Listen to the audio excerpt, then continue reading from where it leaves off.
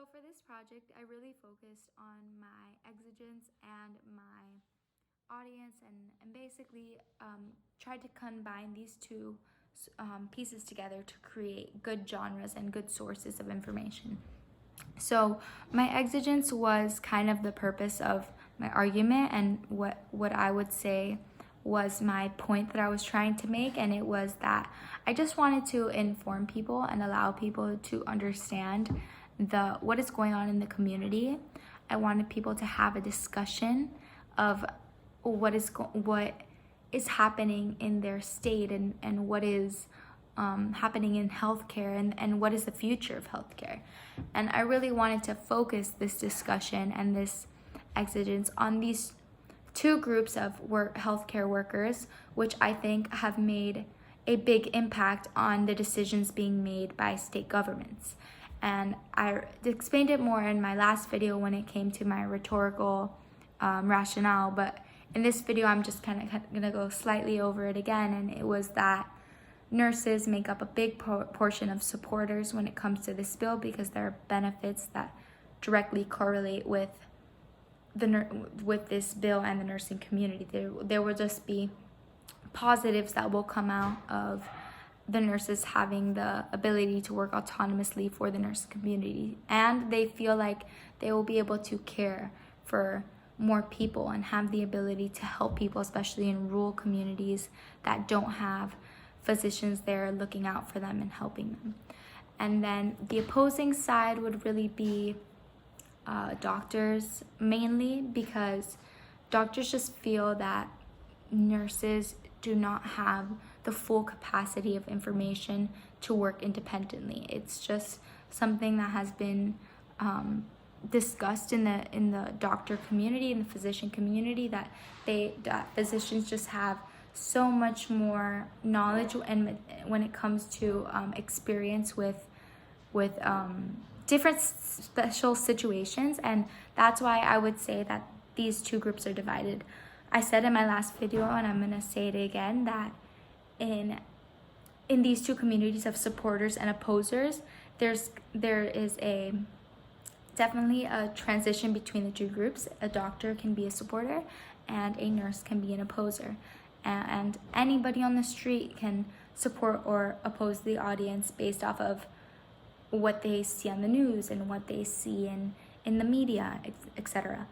But when it comes to the people who are really affecting policy and the people who are going to court cases and talking about the benefits and talking about the chances of malpractice, those are people in the healthcare community, and it is just mainly a discussion within the healthcare community that is being brought to the stage of Florida law and state law.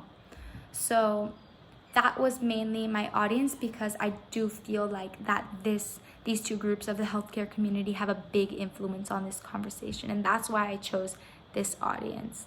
I could have chosen different audiences. There were other groups involved in this conversation. I could have chose lawyers and people working in policy, and I felt like that this would have led to a very different kind of discussion. I feel like when it comes to the policy, everything becomes more technical, and it disassociates from the idea, the purpose of these healthcare workers, which is to really care for others. It starts to become a different conversation, and I felt that when it came to my own knowledge and my own experience and what would help me dive into my own community of healthcare workers and nurses, I really wanted to examine the conflict between this community, because this has led to a lot of internal conflict and division in the healthcare community. This independence of practice for what was supposed to be a subordinate level nursing profession. It was supposed to be something that was always subordinate to physicians, and now physicians think that nurses are getting in over their head with the responsibility that this is for them. This is just something too extreme for nurses to be able to handle. So that was basically what I wanted to focus on, this whole conversation being held in my community. I think that there are a lot of things that influence this choice. There are a lot of ways that I try to make this an effective way to communicate with both audiences when it involves my genres and my exigence and my purpose. And I chose to choose ways that I thought would be good ways for these two sources to interact. One was very formal, one and two were very informal and encouraged more of a discussion. One was more fact-based and kind of presented my exigence, and then the other two were also presenting my exigence and my argument, but they encouraged discussion, and so did my first one. It also encouraged discussion, but it wasn't like on-hand discussion. My first one was, for reference, my first one was a news report. My second one was a Twitter page, which allowed people to have a conversation with each other and included both examples of the argument and also ways to unify the community. And then my third example was a kind of primary, raw thinking process, personal experience, blog post, YouTube video.